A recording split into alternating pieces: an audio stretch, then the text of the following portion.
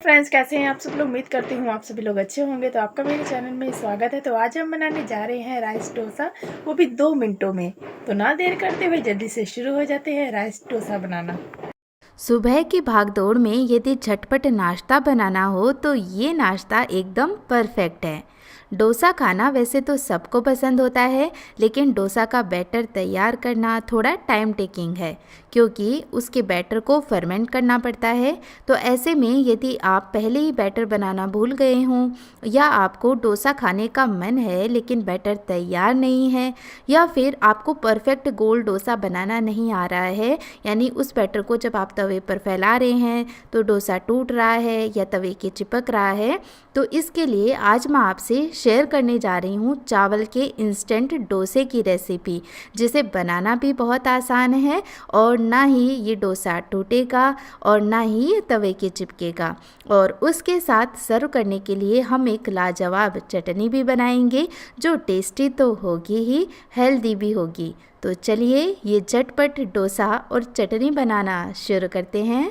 Instant dosa बनाने के लिए हम लेंगे एक मिक्सिंग बोल और इसके अंदर डालेंगे सबसे पहले 1 कप चावल का आटा, या किसी भी कटोरी को मापकर 1 कटोरी चावल का आटा ले लें। वैसे तो चावल का आटा बहुत ही इजीली आपको ग्रोसरी स्टोर भी मिल जाएगा, लेकिन यदि आपके पास चावल का आटा अवेलेबल नहीं है तो उस कंडीशन में आप कोई भी नॉर्मल चावल ले लें और उन्हें 1 से 2 घंटे के लिए पानी में भिगो दें।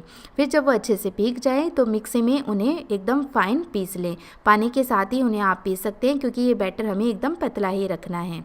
अब इसके अंदर हम डालेंगे 1 छोटी चम्मच जीरा, कच्चा जीरा हमें इस्तेमाल करना है। साथ ही डालेंगे 6-7 बारीक कटी हुई करी पत्ता। साथ ही इसमें 2 से 3 बारीक कटी हुई मैं हरी मिर्च भी ऐड कर रही हूँ, इससे बहुत अच्छा टेस्ट आएगा।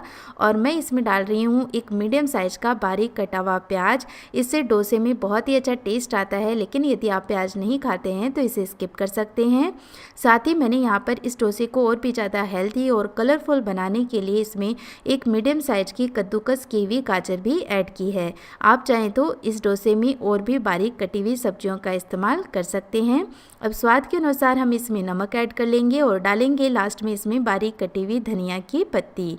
अब जिस कटोरी को मापकर हमने चावल का आटा लिया था, उसी कटोरी को मापकर ये 2 कटोरी हम पानी ऐड करेंगे। तो यदि आप मेजरिंग कप का इस्तेमाल कर रहे हैं तो 1 कप चावल के आटे के लिए 2 कप पानी का इस्तेमाल करें। बस अच्छे से सारी चीज़ों को मिक्स कर लेना है। तो बैटर बनाने में कोई झंझट नहीं है, कोई सिरदर्दी नहीं है। बस ये सारी चीज़ें डालें, इसमें पानी डालकर मिक्स करें और बैटर हमारा तैयार है। अब वैसे तो इस बैटर से आप डायरेक्ट डोसा बना सकते हैं, लेकिन हमें इसके साथ सर्व करने के लिए चटनी भी बनानी है। तो जब तक हम चटनी बना रहे हैं तब तक हम इसको रेस्ट भी दे लेते हैं। तो 10 से 15 मिनट के लिए हम इसे कवर कर देते हैं। चटनी बनाने के लिए हम लेंगे एक पैन और इसके अंदर डालेंगे 1/4 कप सफ़ेद तिल। और अब इन तिल को हमें लो फ्लेम पर अच्छे से रोस्ट करना है। तो तिल अच्छे से फूल जाएं, तड़कने लगे और हल्के से ब्राउन हो जाएं, तब तक हमें इन्हें रोस्ट करना है। अभी सर्दियां चल रही हैं, तो सर्दियों में तो वैसे भी तिल खाना बहुत ही फ़ायदेमंद होता है। तो हम इस तरह से ये चटनी बनाएंगे तो ये हेल्दी भी हो जाएगी और चटनी टेस्टी भी बनेगी। तो 1-2 मिनट मैंने तिल को रोस्ट कर लिया है। तो आप देख सकते हैं इनका जो कलर है वो थोड़ा सा गोल्डन हो गया है। तो जैसे ही तिल ने तड़कना स्टार्ट किया, मैंने गैस का फ्लेम ऑफ कर दिया और इसी गर्म पैन के अंदर ये तिल भी धीरे धीरे और अच्छे से रोस्ट हो गए हैं। और तिल को चलाते चलाते अब तिल भी अच्छे ठंडे हो गए हैं। तो तिल को अच्छे से ठंडा करने के बाद ही हमें ग्राइंड करना है। तो अब एक ग्राइंडर जार में इन्हें ट्रांसफ़र कर लेते हैं। अब इस चटनी के टेस्ट को और भी बढ़ाने के लिए हम ग्राइंडर जार में तिल के साथ ही डालेंगे 1/4 कप मूंगफली। तो यहाँ पर मूंगफली को भी मैंने रोस्ट करके लिया है, छिलका इनका हटा लिया है। तो 1/4 कप मूंगफली मैंने ऐड की है और इसी के साथ डालेंगे इसमें 1/4 कप नारियल। मैंने यहाँ पर सूखे नारियल का इस्तेमाल किया है, लेकिन आप चाहें तो ताज़ा नारियल का इस्तेमाल करके भी ये चटनी बना सकते हैं। अब इसमें अपने तीखेपन के हिसाब से या फिर 1 से 2 कटी हुई हरी मिर्च भी ऐड कर लें, क्योंकि इसमें जो तीखापन आएगा वो हरी मिर्च से ही आएगा। 4 से 5 मैं इसमें लहसुन की कलियां भी ऐड कर रही हूँ, लेकिन यदि आप लहसुन नहीं खाते हैं तो इसकी जगह आप अदरक डाल सकते हैं। अब इसमें स्वाद के अनुसार नमक ऐड कर लेंगे और चटनी में खट्टेपन के लिए हम डालेंगे 1 बड़े नींबू का जूस। और यदि आप नींबू का जूस नहीं डालते हैं तो इसकी जगह आप दही का इस्तेमाल भी कर सकते हैं। अब इन्हें ग्राइंड करने के लिए थोड़ा सा इसमें हम पानी डाल लेंगे और सारी चीज़ों को एकदम फाइन ग्राइंड कर लेंगे। बहुत ईजीली ये ग्राइंड हो जाएंगे। अब चटनी की कंसिस्टेंसी आपको किस तरह की पसंद है उसके अकॉर्डिंग इसमें पानी डालकर इन्हें ग्राइंड कर सकते हैं। अब इस चटनी को मैंने एक बोल के अंदर ट्रांसफ़र कर लिया है और इस चटनी के टेस्ट को और भी बढ़ाने के लिए हम एक तड़का इसके लिए तैयार करेंगे। तो एक तड़का पैन में हम 1 से 2 चम्मच तेल गरम कर लेंगे। अब जैसे ही तेल गरम हो जाएगा इसके अंदर सबसे पहले डालेंगे 1 छोटी चम्मच राई या फिर सरसों। तो मैं यहाँ पर 1 छोटी चम्मच सरसों का इस्तेमाल कर रही हूँ। सरसों के साथ ही मैं इसमें डाल रही हूँ 1 छोटी चम्मच जीरा। अब सरसों और जीरा पकने में थोड़ा सा समय लेते हैं, इसलिए हम सरसों और जीरा को पहले थोड़ी देर के लिए पका लेते हैं ताकि ये अच्छे से पक जाए और इनका बढ़िया सा फ्लेवर इस तड़के में आ जाए। कुछ सेकंड लगातार चलाते हुए मैंने इन्हें पका लिया है। तो अब सरसों तड़कने लगी है और जीरा भी ब्राउन हो गया है। तो अब मैं गैस का फ्लेम ऑफ कर दूंगी क्योंकि अब जो चीज़ें हम डालेंगे उसे बहुत ज़्यादा गर्म तेल की ज़रूरत नहीं है। तो मैं इसमें डाल रही हूँ 6 से 7 करी पत्ता, साथ ही डालेंगे 1/4 छोटा चम्मच हींग और 2 साबुत लाल मिर्च और कुछ देर के लिए इन्हें भी पका लेते हैं। तो इस गर्म तेल के अंदर ये चीज़ें बहुत ईजीली पक जाएंगी।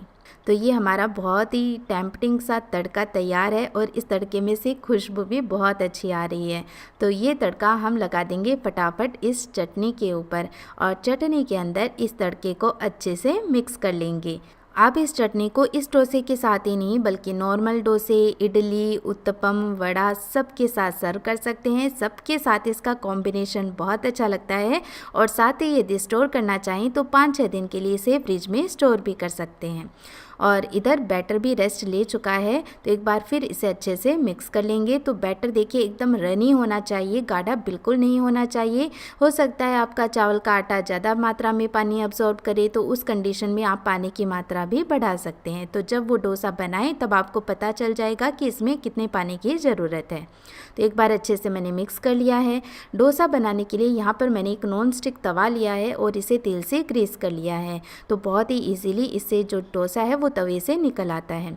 जब आप बैटर तवे पर डालें तो एक बार फिर अच्छे से बैटर को मिक्स कर लें क्योंकि चावल का आटा नीचे तले में बैठने लगता है। और बस इस तरह 2 से 2.5 कलची मैंने बैटर की इस तवे पर फैला दी है और बहुत ज़्यादा मोटा इसे नहीं फैलाना है, इसे एकदम पतला और जालीदार ही रखना है। मीडियम फ्लेम पर हम इसे पका लेंगे। तो जैसे ही ये पक जाएगा तो साइड में से कॉर्नर हैं वो अपने आप ही छूटने लगेंगे। तो इस तरह एक पलटे की सहायता से पहले हमें इन कॉर्नर्स को स्क्रैप करना है और फिर बहुत ही सावधानी से, बहुत ही इजीली ये उठ जाता है, कोई दिक्कत नहीं है। इस तरह देखिए पलटे की सहायता से नीचे से इस डोसे को इस तरह से उठा लें तो बिल्कुल भी ये डोसा फटेगा नहीं, बहुत ही इजीली तवे पे से निकल जाएगा। और ये डोसा है वो हेल्दी भी है क्योंकि हमने इसमें गाजर का इस्तेमाल भी किया है और गाजर का इस्तेमाल करने से ये डोसा बहुत ही अच्छा कलरफुल भी लग रहा है। और ये देखिए डोसा कितनी आसानी से तवे पे से निकल आया है और इसे मैंने ऐसे फोल्ड कर लिया है। बहुत ही कुरकुरा डोसा बना है और यदि आप इसे और भी ज़्यादा क्रिस्पी करना चाहते हैं तो इसे ज़्यादा देर के लिए पका लें तो ये और भी ज़्यादा क्रिस्पी हो जाएगा।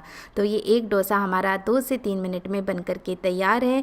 और दूसरा डोसा बनाने से पहले तवे को फिर से तेल से ग्रीस कर लें, गैस का फ्लेम मीडियम रखें और बैटर को एक बार फिर से चला दें। तो क्योंकि चावल का आटा नीचे बैठ जाता है तो जब भी डोसा बनाएं एक बार फिर बैटर को चला लें और बस इस तरह 2 से 2.5 कलची बैटर का तवे पर फैला देंगे। जब आप डोसा का बैटर तवे पर फैलाएं तो ध्यान रखें कि पहले बैटर कॉर्नर पर डालें और फिर सेंटर में डालें। तो इससे जो डोसा बनेगा वो एकदम गोल बनेगा और एकदम परफेक्ट बनेगा। और देखिए 2 से 3 मिनट में ये डोसा भी पक कर के तैयार हो गया है और बहुत ही सावधानी से मैंने इसे ऐसे पलटे की सहायता से निकाल लिया है। तो बस पलटे को डोसे के इस तरह नीचे लगाते हुए निकाल लें डोसे को, बहुत ही इजीली ये निकल जाता है। परफेक्ट टेक्सचर, परफेक्ट जाली के साथ ये हमारा चावल का इंस्टेंट डोसा बनकर के तैयार है। तो है ना इस डोसे को बनाना कितना ज़्यादा आसान। और यदि आप किचन में बिगिनर हैं तो भी आप इस डोसे को बहुत इजीली बना पाएंगे। तो ना ही बैटर बनाने का झंझट है और न ही डोसे के टूटने का। तो बस इसी तरह से हम सारे डोसे बना करके तैयार कर लेंगे। और देखिए कितनी बढ़िया जाली बन करके तैयार हुई है और बहुत ही अच्छा क्रिस्पी डोसा बन करके तैयार हुआ है। तो तैयार की गई चटनी के साथ हम इस डोसे को सर्व करेंगे, बहुत ही ज़्यादा टेस्ट लगेगा। तो फ्रेंड्स मैं आपसे रिक्वेस्ट करती हूँ आप भी एक बार इस तरीके से ये चावल का डोसा बनाएं, आपको बहुत पसंद आएगा। तो आप भी ये डोसा बनाएं और अपना समय बचाएं। राइस डोसा बनकर हो गया है तैयार। अगर आप भी खाना चाहते हैं और आपका खाने का मन कर रहा है राइस डोसा, तो मेरे ही तरीके से बनाकर देखिएगा। आप लोगों को